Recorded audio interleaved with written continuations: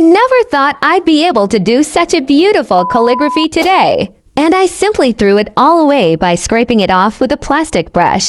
তোমরা ঠিকই শুনেছো তো, আমি ফার্স্ট টাইম মার্কার দিয়ে স্ক্র্যাচ করে এটার উপরে আমি একটু পানি স্প্রে করে দিচ্ছি এবং লাগিয়ে নিলাম। তারপরে একটু শুকানোর পর পেন্সিল দিয়ে এটার উপরে ভালোভাবে লিখে নিয়েছি যেটা আমি লিখবো। তারপরে র্যান্ডমলি আমি এটার উপর ব্ল্যাক কালার দিয়ে আউটলাইন করে দিলাম।